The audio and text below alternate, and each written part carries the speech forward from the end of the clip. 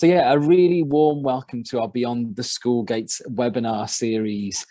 Delighted to have you here with us, particularly at a time when we know how busy things are in school. So it's amazing that you found the headspace to be with us this afternoon. My name's Alistair Crawford. I'm part of the regional team for East Midlands, South Yorkshire and Whole School Send. And I'm joined by two amazing colleagues from Project Search, Claire Cookson and Debbie Gehring, who one of our consortium partners, Project Search. So a warm welcome to Debbie and Claire. Really looking forward to their input in this afternoon session. Thanks, Jenny. So just lots of you will be really familiar in terms of the work of Whole School Send and our contract aims and how we look to connect all things send and inclusion and liberate the talent that we have in the system. So lots of strategic work going across our region, East Midlands, South Yorkshire, and also other regions around the country, and really wanting to liberate that talent and expertise and knowledge that we have in the system. So they're the real things that we're working on as we speak at the moment across the country. Thanks, Jenny. So in terms of our webinar series, and we have 3 sessions, and it's really nice when we're able to really have that sort of laser focus over 3 sessions, and we're really concentrating on those positive long-term outcomes. So we're looking at employability and supported internships today with Claire and with Debbie. We'll also have a look at co-production and co-creation of curriculum pathways and aspirational curriculum pathways. And the last session that we have in several weeks' time is all around learner and family voice. And all of our sessions are really illuminated by some inspiring case studies of practice all around the country there. And we really look to highlight and showcase that authentic lived experience from learners and families. So that's the arc of our webinar series. And we're delighted to have you with us today, and hope you can join us for our subsequent sessions as they really do knit and tie together and showcase some amazing practice. Thanks, Jenny. Just in terms of context, and a really useful report from the Institute of Health Equity in 2019 called Fair and Supportive Society that really looked at long-term outcomes for our young people with additional needs, and a stark set of statistics that makes for really quite bleak reading. And if we think about exclusions there, we think about vulnerabilities for our young people to follow a crime pathway, health outcomes, a really sad one at the bottom, about 50% of learning disabled people suffering from chronic loneliness. So really heartbreaking statistics we can see there, and Debbie and Claire will get far more into the employability aspects of that today. And I think it really forces us as colleagues to reflect on our own provision, our own curriculum. What can we do to change these things? And you couldn't get a stronger mandate for change than those statistics you can see on screen there. And we know the disproportionate impact of COVID has had on our learners and families as well. So what can we do to make that change there with our provision, our curriculum, our school communities there? And wouldn't it be amazing to think that if we were here in 5 years' time, we've seen those statistics really flipped around and turned on their head? And that's something I think we're all very passionate about, and how we can work towards that. Thanks, Jenny. A phrase that I think we hear so often, isn't it? So again, in all of those, the HCP reviews, parents events around our school communities, is that sort of a cliff edge that our young people might reach when they get to post-16 and post-19 there, and how when they get that fear and anxiety around going into adult services. And again, I think a lot of what we'll cover in these series is how can we start to flip the narrative there on those things and build toward those really sort of positive outcomes. So really change the way we think there, rather than that fear in terms of moving towards that sort of post-16, post-19. How can we get excited about that transition? How can we influence what's going to come next? And that can be a really positive transition and outcome. And I'm going to steal a phrase from brilliant colleagues of mine at Transition 2, which is a post-19 college. They coined the phrase, start with the end in sight. And how can we prepare for those things from the earliest possible years? And across the series and the 3 sessions, we're really going to explore sort of opportunities and really showcase some great practice and some great outcomes. Thanks, Jenny. I think accountability plays a huge part, doesn't it, in terms of what happens, colleagues, in our school communities. And I think in the past and historically, maybe Ofsted frameworks have driven a certain kind of behaviour in our schools there. So we think maybe how curriculums in the past have maybe narrowed there, and we can have been quite short-termist really in our approach in terms of what we need to do to tick that box or jump through that hoop there without really thinking about what comes next. We've had a fantastic webinar with Whole School Send. Some of you may have seen it. It's certainly still available to have a look at now, from Chris Pollitt, HMI. And he did a session all around their curriculum and the EIF through the lens of Send and inclusion. And you can see on screen there already, there's really explicit references to employability, those positive outcomes, independence, being successful in society. So it's really a great opportunity for us in our schools, and how we can really focus and come together around those positive long-term outcomes. And I think really there's a chance here where Ofsted can be a force for good in terms of what we can do to support our students and young people. Thanks, Jenny. There's some amazing practice, and again, we'll highlight and showcase that across this series, but from schools all across the country in terms of how they're managing to weave those preparing for adulthood outcomes across their curriculum and their provision within schools. And I think really myself and Emily, we're so fortunate in terms of the numbers of schools we get to work with across the region and beyond, and some of those very best settings are really starting to hold themselves to account and judge success on what happens maybe when a young person leaves, what happens 1 year on, 3 years on, 5 years on. More and more of our schools are starting to have that alumni inform their practice and what they do in school, so we can see those really positive steps to in all of those different areas in PFA. Thanks, Jenny. And just finally from me, really, an ask from me this afternoon is how we engage with this session today, but also with the other sessions that we have across the series. So lots of opportunities. There's the chat function there. It'd be really good to have an active chat. We want to hear about your practice and the things you are doing in your schools and settings. There'll be email addresses shared for both Debbie and Claire and myself and Emily at the end. So we'd love you to get in touch. And again, feel free to ask questions, whether that's today in the session with the ask a question function or outside of this meeting via those emails.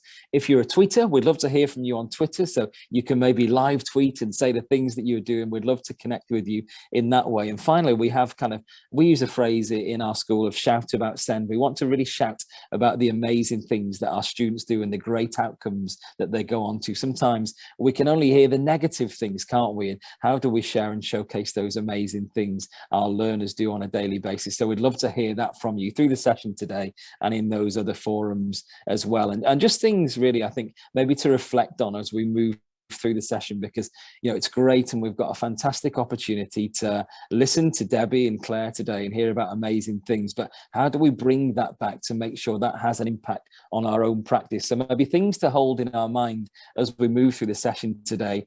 What does aspiration and ambition look like for learners in our own setting, in our own provision? The next line down there, in terms of what's the currency of any accreditations we do and the things we do in school, what does that mean in those next steps when they leave school, whether that's into secondary, into post-16, into FE, what's the currency of those things that we do? And finally there, I think so important, how do we really capture learner and family voice in all we do, and what's their input into everything we do in school, because that's so important for us. So that's more than enough of me. It's my great pleasure to hand over to Claire and Debbie, and again, looking forward to a great session. Thanks, Claire.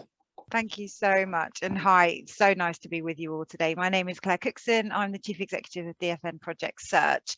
I'm a former head teacher of a broad spectrum, all age special school. And that's really where my journey with supported internships started. So I'm going to talk to you today really about what is DFN Project Search, what are our aims, why are we doing this, and what do some of the outcomes look like. And we're going to hear from Debbie, who's an associate of Project Search and was a head teacher partnering with us for many years on DFN Project Search. Thanks, Jenny.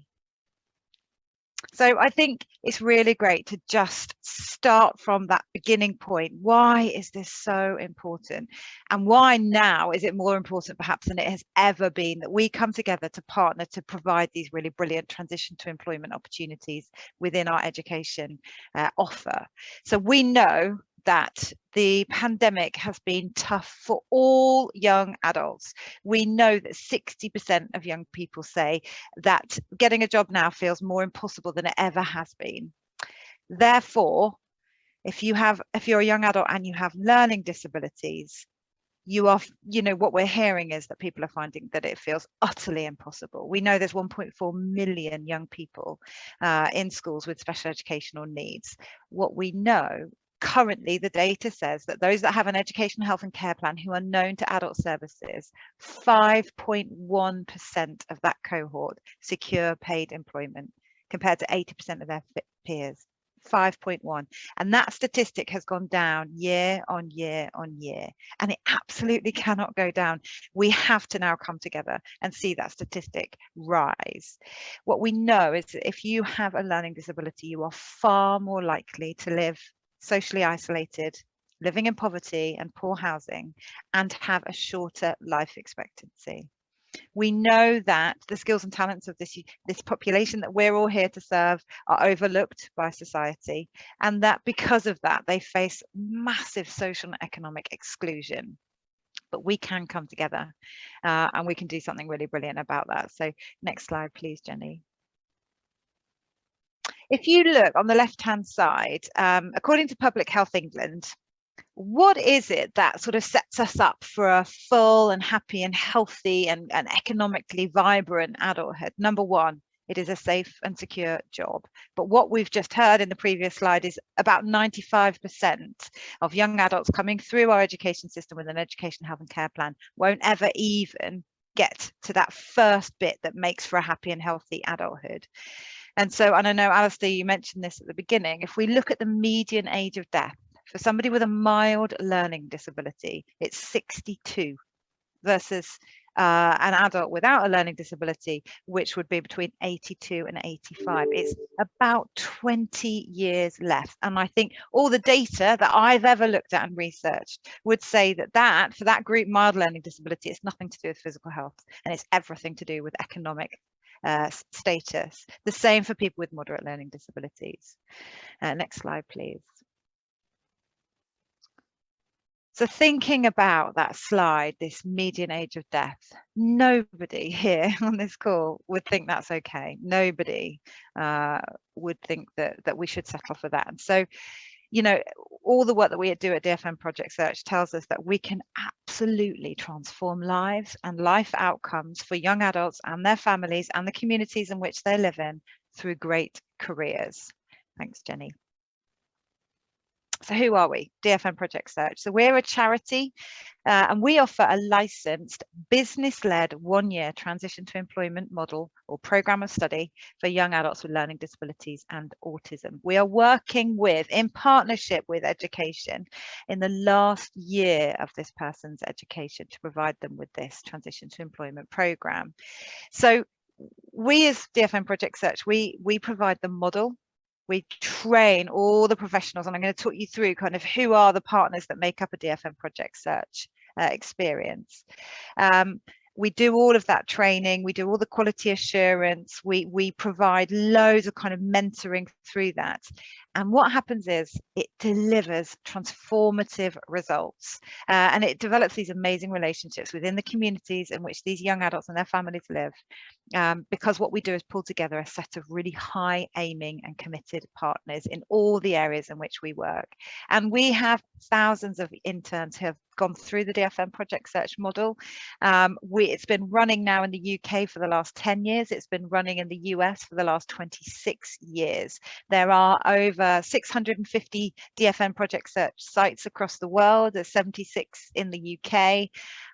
We know this really works, and what works about it is all the partnerships that come together with this one aim of supporting young adults with learning disabilities into paid employment and providing this very full immersive experience within a host business. And I'm going to talk through in the next few slides what that kind of looks like and what that means. So thank you, Jenny.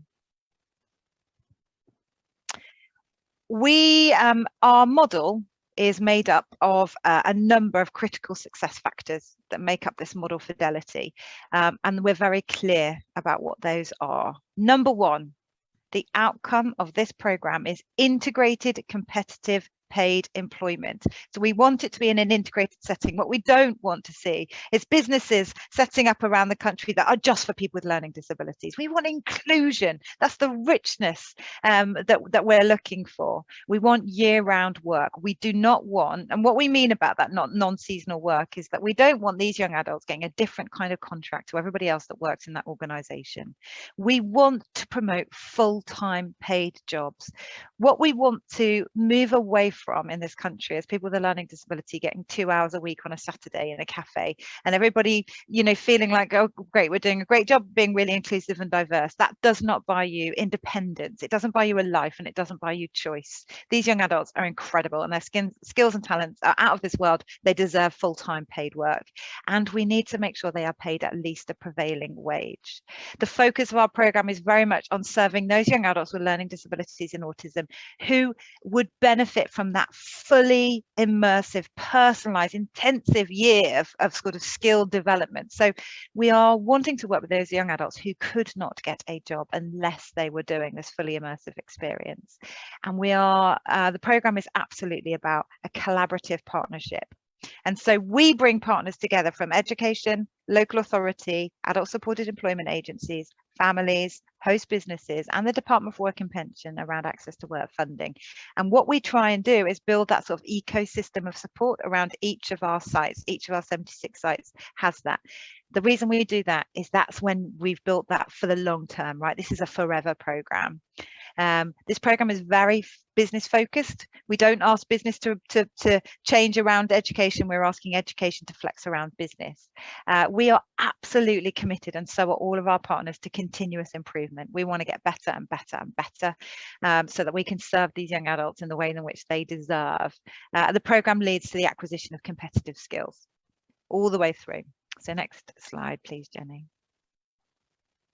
So it's a one academic year program. Our learners begin in September and they complete the program in June, July, according to your kind of school or college calendar year. We work with young adults who are in their last year of education. They remain on roll at the school or college, but they do all of their learning and their work-based development within a host business. So really the host business becomes like a satellite provision of your school or college. Typically we have between 8 and 12 of your young adults on each of our programs. There's a really good reason why we go for that slightly higher number, and sometimes people will say, well, can we just start with 2 or 3? The reason, our research tells us, a lot of deep dive into our longitudinal data tells us that the more young adults you have on the program, the more likely they are to get a full-time paid job. But also, when you have kind of 8 to 12, you are really making an impact on the culture of the organization. If we just put a couple of young adults, everybody feels good about what they're doing, it doesn't change culture. It doesn't kind of raise disability confidence. It does when you have 8 to 12, but also you get so many more people working alongside you. Job development is much kind of easier and more proactive. What we're looking for on each of our programs is a real variety of learning styles, barriers to learning, autism spectrum conditions. We want that sort of real diverse population. And our young adults, in partnership with you, they rotate across the business. They do 3 internships across that business, but that's a layering of skills. And we've got this wonderful vocational profiling tool called VocaFit. So none of this is by accident. It's all by design. We're looking at the skills, talents, and career aspirations of these young adults, and then we very sort of scientifically build those different rotations across the business. And we are always working with our partners around that one outcome, and it's employment. Next slide, please. So here's what it looks like. So the building behind you is the host business. In the middle, we've got that young person, okay, and we're all coming together to serve that young person. And then we've got education. And typically what we mean by that, our education providers provide one tutor who goes with the interns all day, every day at the host business. But we also are looking for senior leadership buy-in from the education. We want people to put this on the top of their agenda. We bring in the local authority representatives because we want the buy-in from the local authority. We want them to to care about the outcomes of these young adults. We absolutely want to work in partnership with the family, and we have a family curriculum, so they come on that journey too. We've got us as DFN Project Search, and where possible, we bring in an external supported employment agency who provide job coaches who are trained in systematic instruction. Some of our education providers do provide the job coaches. The reason why we advocate a lot for external supported employment agencies is because they then remain in contact with that young person and their family all the way through their career, right? And these young adults, once they've secured their paid employment, they're going to get promotions. They're going to want to work in different places. They may need to dip back into job coach support throughout their career, as many people do. If you are already connected to supported employment agency, that is far easier to achieve. And then, as I mentioned earlier, we also support our sites to make their applications to the Department for Work and Pensions, so that we can use access to work funding to help pay for some of that job coach support. Thank you so much, Jenny. If I could have the next slide.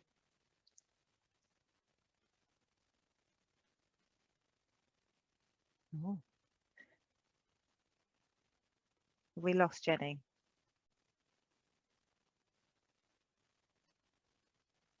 Oh, brilliant.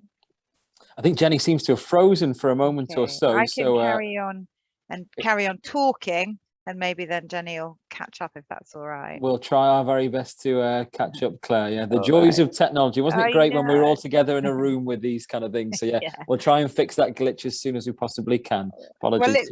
No, don't worry. If I just sort of then describe, and hopefully it'll come back on your screen soon, but what we've got then is an on-site team. So your on-site team is made up of representations from the business. You've got the tutor, the skills trainer or job coach, managers and mentors. But then what also sits kind of slightly above that on-site team, they do this daily work. We also have a steering group committee, and that's the governance around that. And that's where the real sort of shared ambition from the different leaders of the different organizations come together and really care about the quality and the outcomes. But then also punctuated all the way through a DFN Project Search year are employment planning meetings. And they're a way for learners, families, and the on-site team to come together and be really, really focused about that outcome. And so we have that sort of employment planning team meeting team as well. And so, as I shared earlier, it's a one academic year program. We typically have about a 3-week induction, which is where learners really get to know the site and do all the induction material from the on-site team as well as from the school or college. And then they go into each rotation. And if I just spend sort of 10 seconds saying that our job coaches and tutors, they go into the host departments and they sort of negotiate the roles and responsibilities for these young adults. They then learn the jobs and they break them down using systematic instruction. They then bring the young adults into the department and they teach the students the jobs, and they break it down. Oh, brilliant. Here we go. Just onto the next slide again. Thanks, Jenny. And one more, thank you. And that's part of the real success of this program, is that collaboration. So what does the day look like? It starts normally with about an hour of curriculum time, which is delivered by the on-site tutor. We as DFN Project Search have an international curriculum. We've spent a year during lockdown actually collaborating with our US colleagues to rewrite that. It's everything that we believe the young adults need to study in terms of those skills for work, and all of that kind of interpersonal, social and emotional skills that you need when you are transitioning into employment.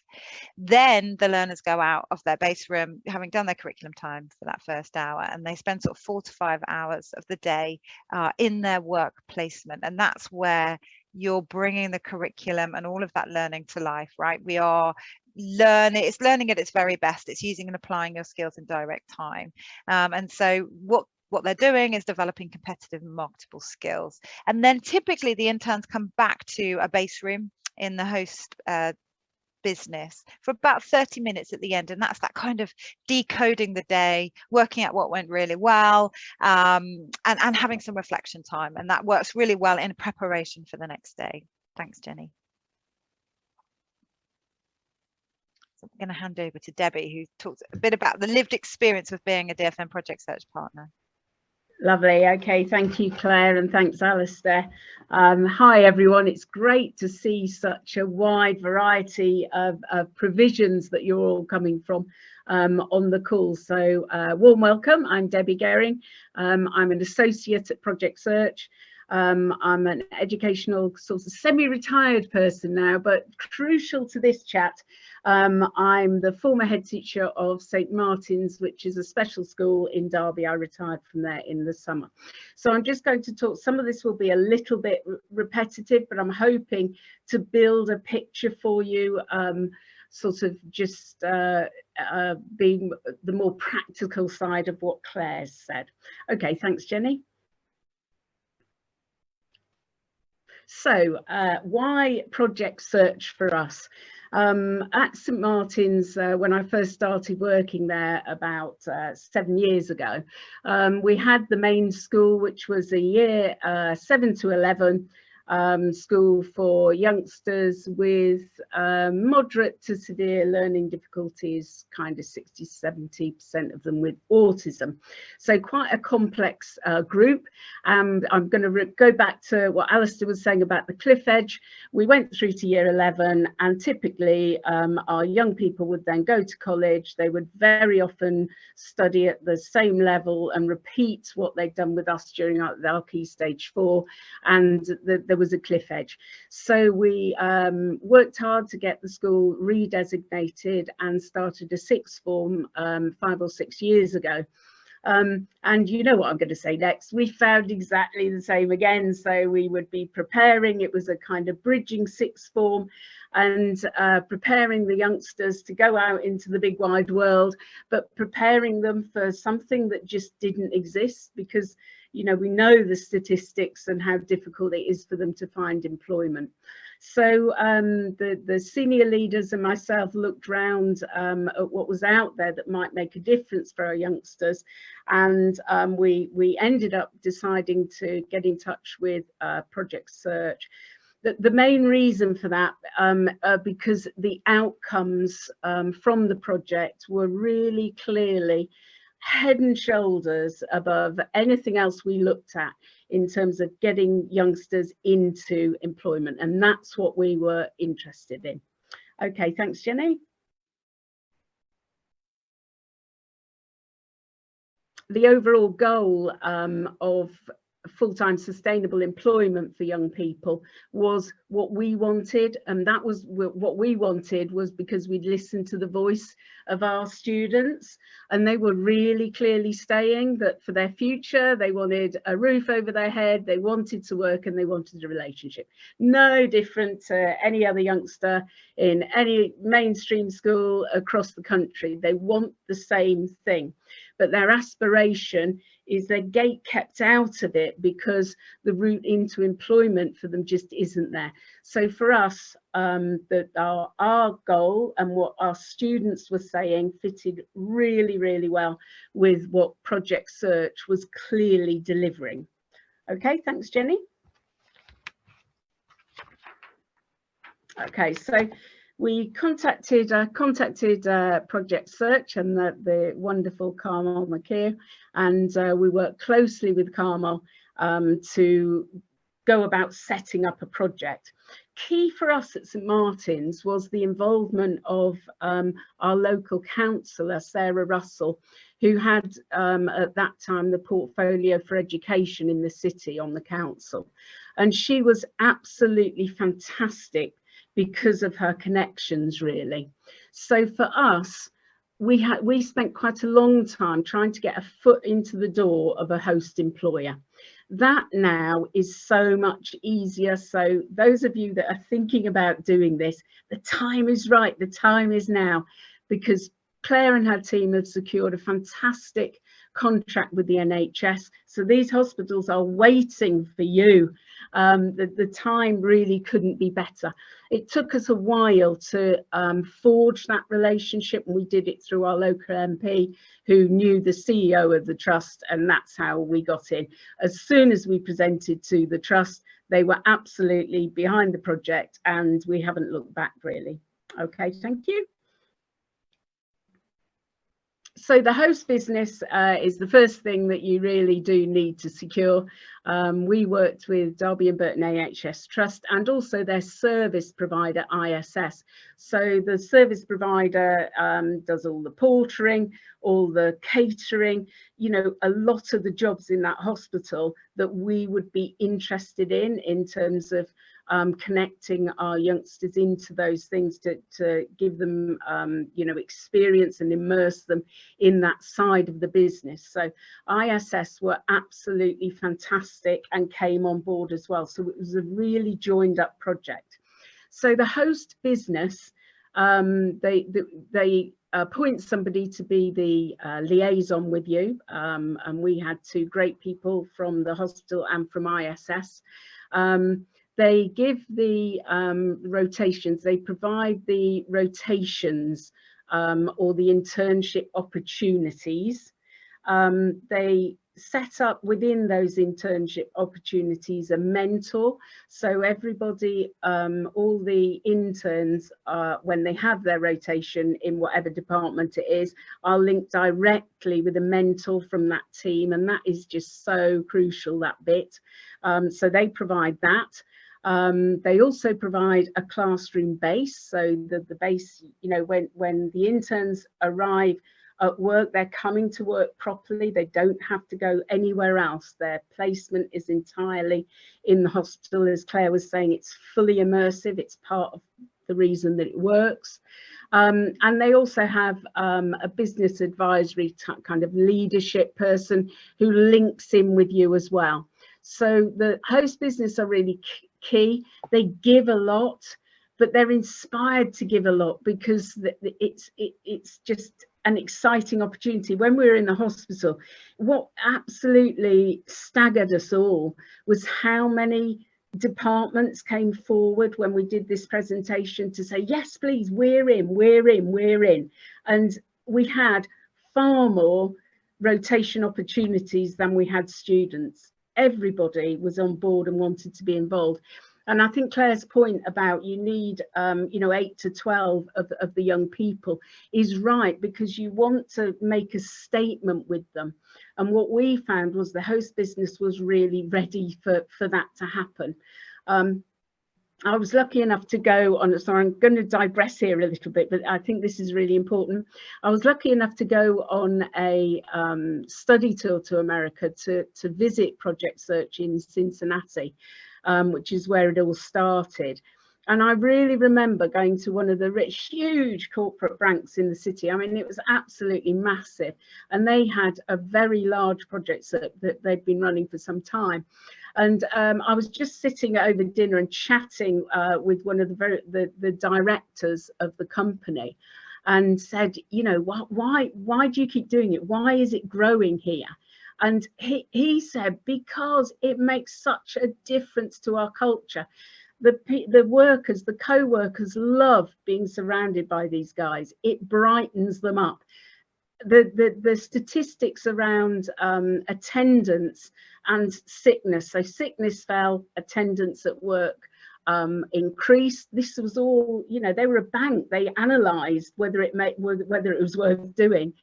And on the analysis, it absolutely was. It made a difference in terms of people's work satisfaction and the engagement that they had with the company. And that's borne out in the hospital, in Derby Hospital as well, with the Hospital Trust and ISS. So that, you know, employers getting involved has such a knock-on effect for them that they probably won't see at first. And I think it's why so many of these projects, once they start, they don't fold in a couple of years' time. They haven't folded over COVID because there is a real investment from the host from the host business. Okay, great. Next slide, please. So the host business is one part of this. We're going back to Claire's hexagons here. The educator is the other, or another partner. So in our case, the educator was St Martin's School. The responsibility for the educator is that you provide the tutor. It's typically not a teacher. So I would say on project searches that I've visited, it's much more typically to be a teaching assistant or an HLTA or somebody who's just got a real post-16 interest, and they run the program. They set the curriculum with the help of project search. The curriculum's there, so what you do is kind of pick the bits and fine-tune it to the cohort that you've got. So that's really helpful. They are that voice of the student. So the students start with the educator in the classroom and they finish with them, so they can prepare them for the day and they end the day with them. They pick up any issues, they settle people, they're obviously teaching them lots and lots of different things around workplace behaviour and engagement, practicing those skills before then they go and have their most of their day actually on the floor, on the ground, with their new team. Quite often the tutor then will be the kind of coordinator. They'll chair the steering group that happens, and they'll make sure everything's running smoothly. They work really closely with the job coach, who I'll come to in a minute, and they're the main team. They're the on the ground team. The funding for this comes through for the school. There's two sets of funding. One set comes through the school on the back of the EHCP that the young person has. So a close relationship and a good relationship with the local authority helps, and I'll come to that in a bit as well. So sometimes with the funding you have to make a real invest to save argument. You know, I'm talking you through this. There are lots of kind of barriers along the way, but with determination, they're easily overcomeable. I don't know if that's a word. They're easy to overcome, and you know, with a determination to do it. But clearly, you know, lots of you sitting here will be, when funding came up, probably looked to the heavens. There needs to be work with the local authority about that, but this is achievable and possible, definitely. Okay, thank you. Okay, so the next cog in this wheel are the Supported Employment Agency. We were lucky because the school was already working closely with Derbyshire Education Business Partnership. So they were a natural partner for us. They provide a full-time job coach on our programme. And they work really closely with the educator. So the educator, the tutor on the programme and the job coach, they'll kind of, you know, do each other's jobs sometimes. So the job coach may do some presenting and some teaching. The tutor will definitely go and help the job coach and make sure the interns are all okay, support with that. And that relationship is really key, I think, on the ground. Okay, thank you, Jenny. The Supported Employment Agency are key as well, because they're the people that remain involved after the project year, after the project search year. Claire picked up on this, and I think this is a really crucial bit of the success, is that the youngsters are tracked, they're kept in touch with. There's a support group that we've set up for our guys, and they know that they can come back together, they can meet up, they can share experiences, and that helps them sustain what they're doing. You know, we know that this isn't an easy thing to happen, because otherwise there wouldn't be these dire statistics if there wasn't an issue. What Project Search does is it surrounds the young person and it paves the way for them in a way that they just can't do themselves, and that support is crucial to the success. The Supported Employment Agency draws down funding for their job coach through the Department for Work and Pensions, so access to work money.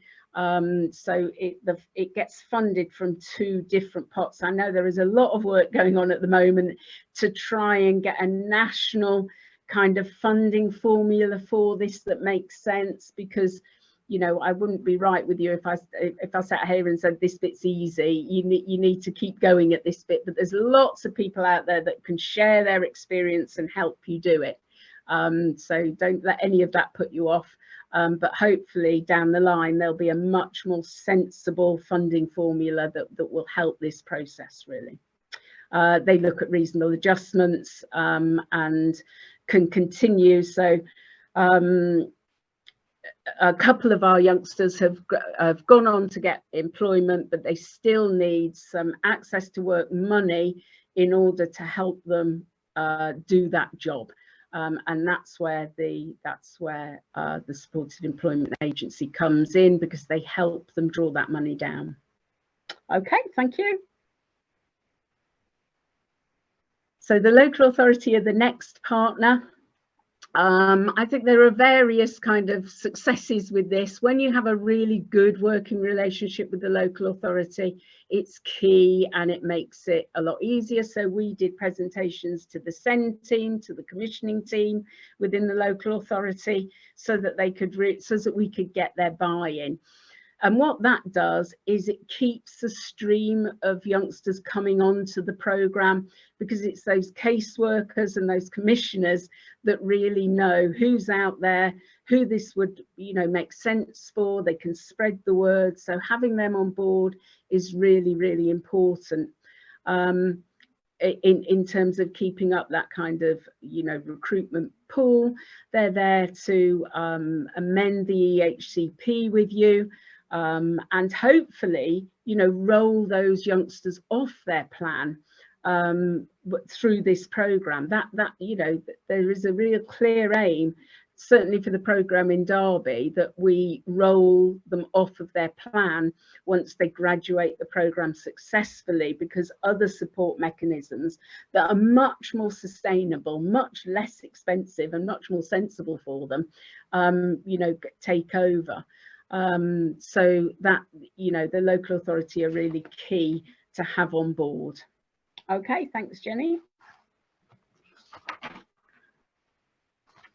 Okay, so the Department for Work and Pensions, we had a great person who sat on our steering group for this. She came through via, it was Carmel, so Project Search and the Supported Employment Agency had links into the local person, and a local rep sat on our steering group and was really helpful with that advice around how, you know, how do we get this funded? The funding is really critical, you all know that. And DWP were really helpful in that. The other bit that they were really helpful with was with parents and carers. Parents and carers are a key partner in this. They're involved right from the very start when you go through an assessment day for the youngsters to come onto the programme. And at that meeting, the DWP, we're working with the potential interns, the DWP are working with families, so that they can give them better off in work calculations, so that they can really work with them, so that the families understand that they are going to be better, that a young person is going to be better off not on benefits. So that, again, a key member of the surrounding support, and very key to the parents and carers, I feel. They certainly have been in Derby. Okay, thank you. Okay, so why the hospital? There's a few reasons why the hospital, really. There are successful projects that run in universities, in big businesses like Next. There are successful projects that run in local councils. You know, all sorts of businesses host project searches. But the hospitals give a really broad opportunity for the young people, because when they're in those rotations, they're learning transferable skills. They may well not get a job in the hospital. The aim isn't for the hospital to give them all the job when they graduate the programme. That is not the aim. The aim is to skill up the youngster with transferable skills that they can take with them into some sort of employment opportunity locally for them. So that we chose the hospital really, and we worked hard to get into the hospital really because of the broad range of opportunity. Somebody put in the chat earlier on, I can't remember who it is because it's gone off my screen, so apologies, but somebody asked about, you know, the level of kind of learning disability that can be successful on this, or does this give opportunity for those with more significant learning disability? Yes, it does. I think 3 of the young people that from St Martin's that went onto the project were working towards entry level 1 qualifications, so that, you know, it isn't those that would get a job anyway. None of these people that we're talking about, I'm going to talk about in a minute, none of them that went on to Project Search would have got a job anyway, but they absolutely wouldn't have done.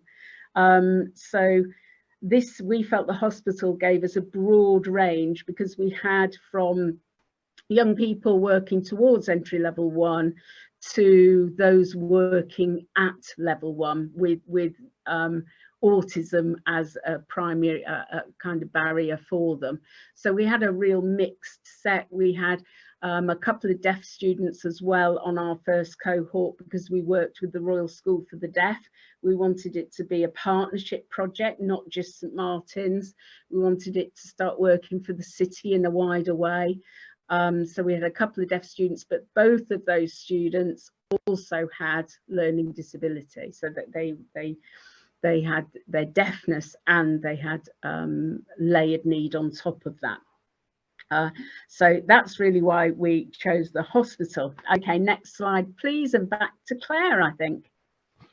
Hi, I'm just going to do a couple of slides on data, but I have just put in the chat a couple of handouts, and the second one is looking at our data over the last few years. And just to reiterate what Debbie was saying about those young adults that this is designed for, it really is for those that couldn't get a job without this experience. And my lived experience, and I don't know if it's the same for Debbie, when I did my first internship year with some students from my own school, within about 48 hours, they changed the way they walked, the way they talked, the way they felt about themselves, because suddenly they understood their value outside of the community in which they were, you know, used to interacting. It is exceptional what happens, and it taught me so much about we live up to expectation and we're a product of our environment, and put people in an environment where they're going to thrive, and they absolutely do. And I'm so lucky I get to go and see interns across, you know, all of our sites, and I just am bowled over every single time by the journey that they go on and how they really do meet business need. So let me tell you about our data. So I'll take you back to that 5.1%. 70% of the interns that do DFN Project Search secure employment. But thinking back to our critical success factors, what are we focusing on? We're focusing on full-time paid work. Just under 60% of our interns across the years in which we've been running this in the UK secure full-time, non-seasonal employment paid the prevailing wage in an integrated setting. And so if I look at our annual hourly salary over the years in which we're looking at this data, it was on average they were securing their entry-level role, so this is their first job, at £8.26, and then in 2018-19 we saw that go up to £8.81, and on average across those years interns have secured 25 hours a week. And that's a spiky profile across all of our interns, but when we look at it as an average across our internships, so you know, we know they're doing a full-time internship, right? They can do a full-time job at the end of it, and that's what we keep talking to our partners about, is don't underestimate what these young adults can do. And then we found ourselves in a global pandemic where the world shut down, but business shut down, and we felt like we absolutely cannot let these young adults just fall off that cliff. They can't dissolve into COVID. We've got to keep this going. So we brought our partners together closer really and said, right, we're going to add resource, stick with us please. And guess what? They absolutely did. So our next slide is looking at the data for those interns that graduated during COVID-19. So if I could have the next slide please, Jenny. Just to give you a heads up about how we collect our data. So our interns start in the September, they graduate in the June, July. We take their data 9 to 12 months after they finish the program, because we don't just want to know they got jobs, we want to know did they sustain their jobs. For this cohort, we took their data 12 months after they graduated because we really wanted to understand the impact of COVID. In the middle of all this, we did loads of negotiations with the DFE and DWP about, can some interns repeat the year? If they had such a disrupted year and they want to, can they repeat it? And actually, we provided a ton of data and business cases to DFE and DWP, and they did agree to fund it for a second year. However, a ton of our interns said, no way, we're doing this right now. We've got something really positive to give to society. So in the lockdown, the hardest lockdown that we had, 209 young adults secured employment who did DFN project search. 175 of those were full-time in integrated setting, non-seasonal, paid at least a prevailing wage. And in fact, for every single age group, our learners achieved higher than the minimum wage. The average salary was £8.73 and the average hourly contract was 25 hours a week. And I honestly think, could I have started my job as a young adult in a global pandemic? I don't know. I am in awe of these young people. And then we do loads of deep dives into this data. So for instance, for the first year, this cohort, females earned ever so slightly more than the males per hour. Our learners from a BAME population for the second year running earned more by the hour than those from a white European background. And that is impressive in its own right, more impressive when you think about the ethnicity pay gap and the gender pay gap that we have in the UK. And we know that many of them secured more than 25 hours. When we look at where did they get their jobs, and loads of that is in the handout that I've put in the chat. If I were to report this in a year ago, I would tell you that the greatest proportion of interns got their jobs in business and admin. And then we kind of break it down into the top sort of 17 sectors. For this cohort, the greater proportion got their job in healthcare, because where did we need talent? We needed them in healthcare. And so, you know, these young adults just showed how agile they were and how brave and how they absolutely can meet business needs. And so here we are today with an economy in the UK where we've got 1.2 million unfilled vacancies. It is our young adults. We've got 600 programs, 600 interns on program right now. They are ready or developing their skills to be able to meet that skills shortage. So can all your young adults that you're representing today. With the right training and that right partnership and collaboration, absolutely, they can add incredible value to the workplace. I think it's back over to Debbie now.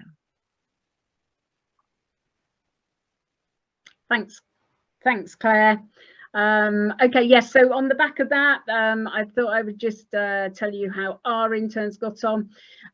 Some of them stayed for the 2 years that was granted by the DFE, thanks to Claire and her team. Their amazing work to make that happen. Some didn't, some graduated after the first year, so a mix, but over this is our first cohort of young people. Four graduated into full-time employment, 2 at the Derby Hospital. One of those was in receipts and distribution, and one of those was in patient records. One went on to Morrison's Flower World, and that's the chap who's pictured here. Sean went on to work at Morrison's Flower World, really successful, and he's an entry 1 level learner.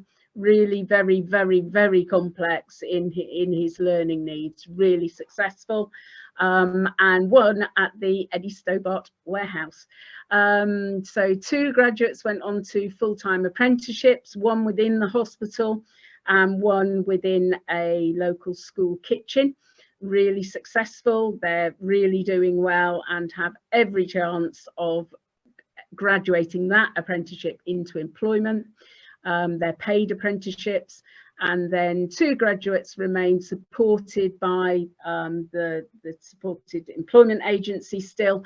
One of those is volunteering at the museum and has applied for a position, and one is looking for work. So So our kind of figures reflect really probably the national picture quite closely, and it just shows that we chose really well, because what we hoped for was successful routes into employment, and what we've got is exactly that. You know, what Project Search does is it's cast iron guaranteed, because it's based in years and years of research, and it is such a robust system that it works. Nobody can deny that it works, and it's wonderful, and we're lucky, you know, to be involved with it, because this makes the difference. We put so much into our children and young people, don't we, as they come through our school, because we know that, you know, how important it is that we work really hard to prepare them for this, to make a positive contribution in the future. What this does is give a vehicle for that to happen. It is fantastic, and I honestly could not recommend it highly enough. It brings so much to your organisation, and it really lets young people fly. You know, it's their time to shine, and you know, they prove you right, because you've got every faith they will, and this allows them to do that, really. Okay, we're just going to hear now from Imogen, who was one of the interns from our original cohort, and then we're open for questions, I think. So we'll just have a bit of student voice now from Imogen. Thanks, Jenny.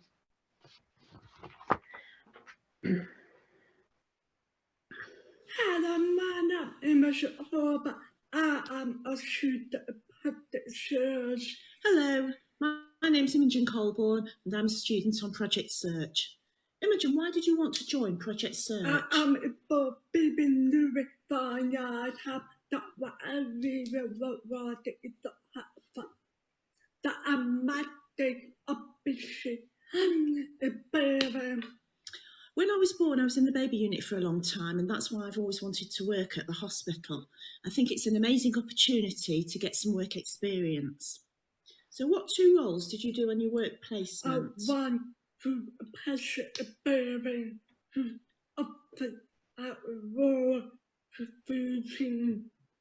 First, I was on the patient experience office, and then I was a ward host, serving food and drinks to patients. Why are those job roles very important to the hospital? That type people are the favorite that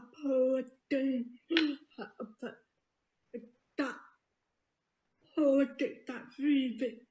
The patient experience team asks patients how they felt about their time in hospital, and that helps the hospital to improve its services. Other 100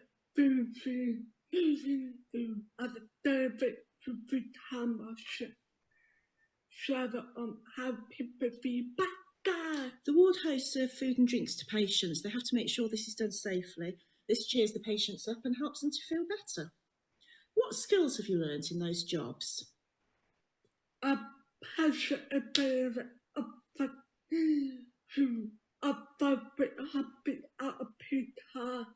patient experience, I learnt office skills such as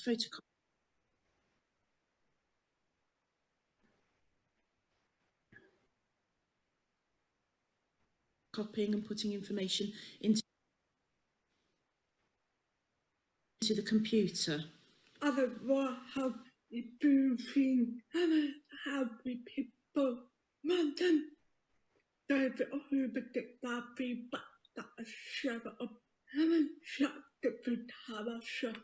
a ward host, I learnt about food hygiene and safety, checking food temperatures, and I also learnt how to communicate with patients. How did you feel about your experience there? Nervous that that much of it really making people traumatized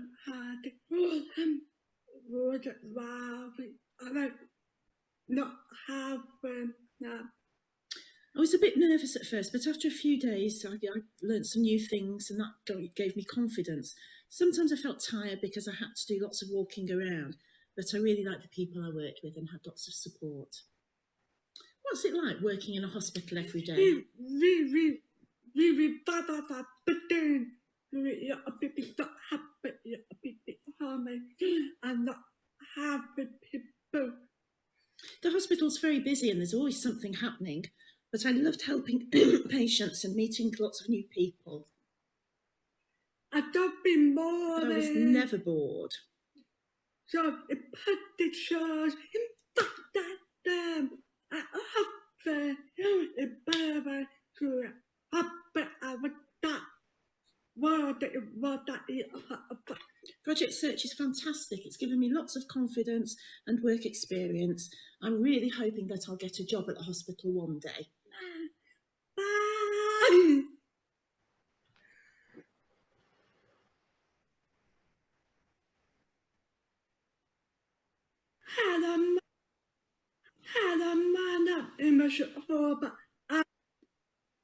Thank you, Jenny. Okay, thank you. I'll update you as to where Imogen, well, came from and then where she is now.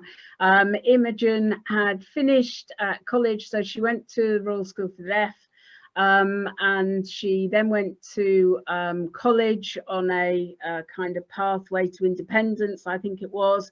She was somebody, you can see what she's like. She was always really quite lit up at school.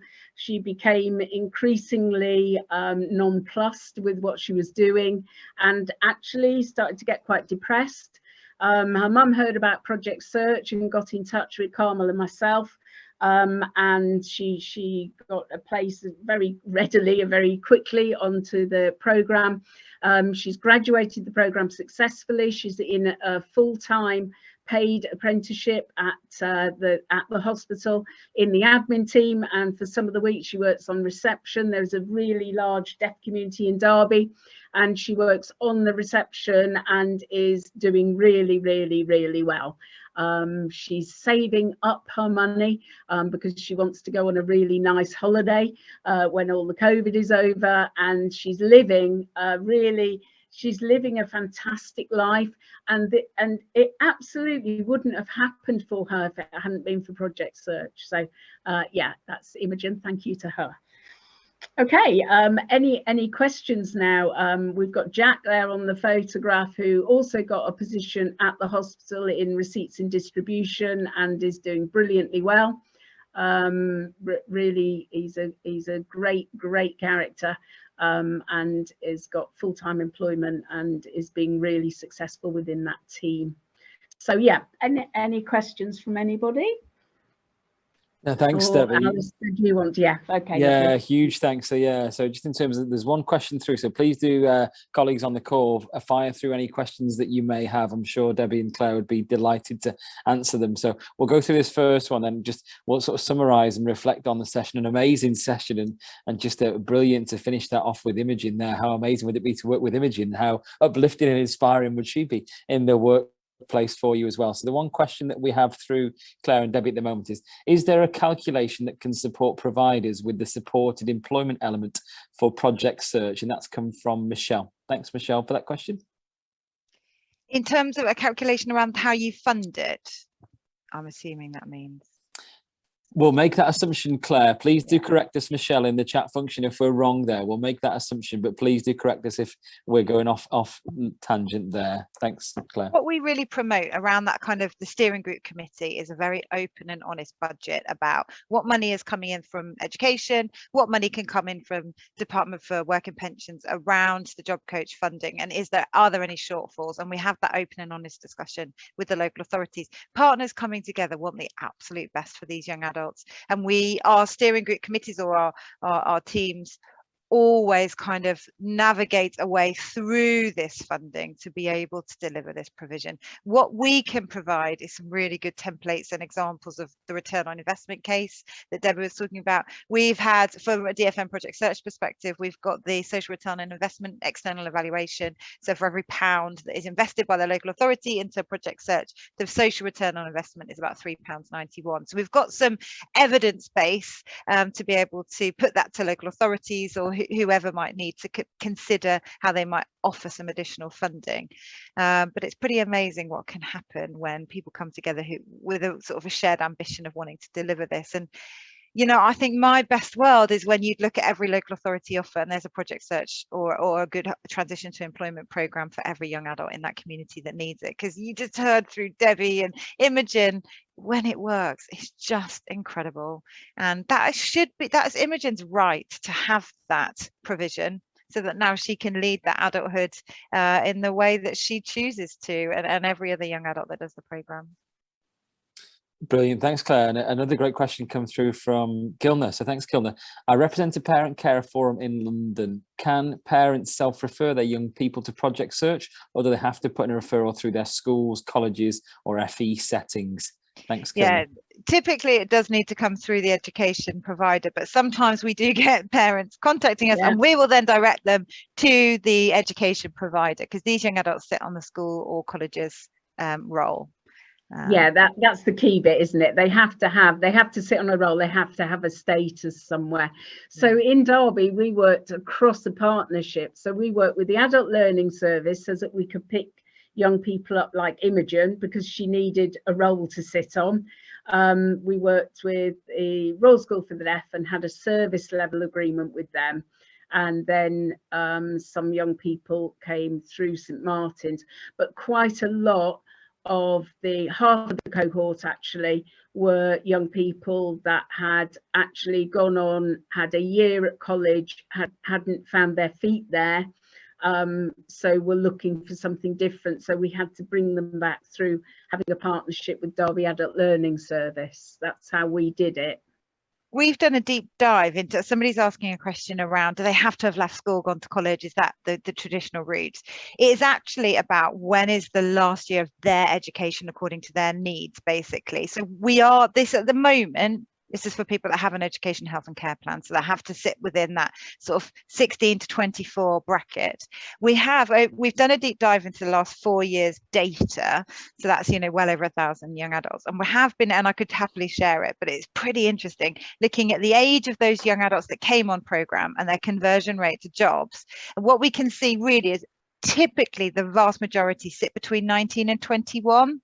We have had 16-year-olds, but if I looked at the 19-year-olds, it was something like 90 19-year-olds for this one cohort, and 75% of them had transitioned into full-time paid jobs. Like there are clearly specific ages. Now that, if you wanted to have a discussion with the local authority, I would happily gift you some of that data, because that really supports that return on investment. Because what you're saying to local authorities, and Debbie sort of touched on it earlier, is, okay, if we take them onto program at 19, you know, local authority, you fund a bit of that job coaching as well.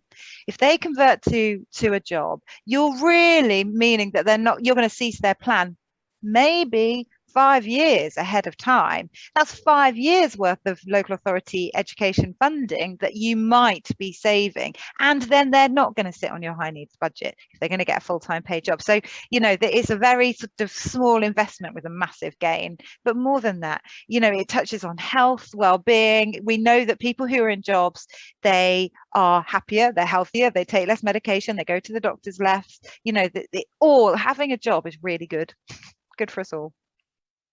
There are so many wins there, Claire, aren't there? And I think it's such important, valued information for professionals on the call today, folks who are representing parent carer forums. So that's such useful information to be able to feed back into schools and into local authorities to make that difference. So no, huge thank you. If we can just move to the next slide. Thanks, Jenny. That would be great. Thank you. So as you can see, you've got contact details for Claire and for Debbie on there. And just a massive thank you for me from just an inspiring and really uplifting session. There's so many negative things around at the moment, such challenging times. But I certainly feel really energized and uplifting after listening to all of those things and those great outcomes and key takeaways that I took away there, the ability to transform lives. I think Debbie made the comment, the time is right, the time is now. It's almost that call to action. What can we do there? The immersive opportunities for our students and young people there. And I think we'd all agree that Jenny's statistics that she shared were far better than the ones that I shared at the start. So can we have more of that, and how can we influence that in a really positive way? Thanks, Jenny. And just off the back of that, some final reflections from me, really. I think we're at a really exciting point in time, really. And I think we had a conversation yesterday, sort of afternoon when we got together, that idea that it's time to be bold and time to dream big, really, for our learners in those aspirations. And I think of you, the examples you can see on your screen there in terms of where we are. I think we've maybe made some really subtle moves forward in society around inclusion. The amazing people you can see on screen doing some wonderful things in the world of TV and film, in fashion. We had Rose winning Strictly, all those people doing some incredible things. And again, I urge us to reflect on what does diversity and representation look like across our own curriculum and provision? How do we hold up these amazing role models? And they can be the folks you see on screen. There'll be many, many more in your school communities. We mentioned alumni earlier, those guys who go on to those great outcomes, the Imagines of this world. How do we use them and hold them up to really inspire that next generation? So yeah, I think we're at a pivotal point in time. How do we harness that, and how do we move forward really positively here? So I think I'll probably end on that note, in that sort of, how can we be bold and how can we really dream big. Sorry. Thanks, Jenny.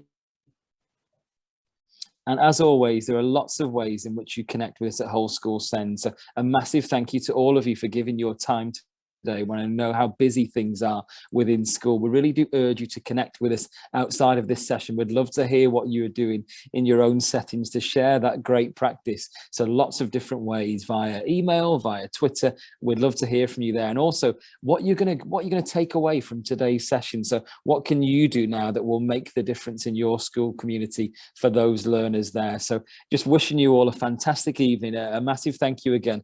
And we really look forward to seeing you next time, where we'll talk about the co-creation and co-production of aspirational pathways. Thank you. Good evening.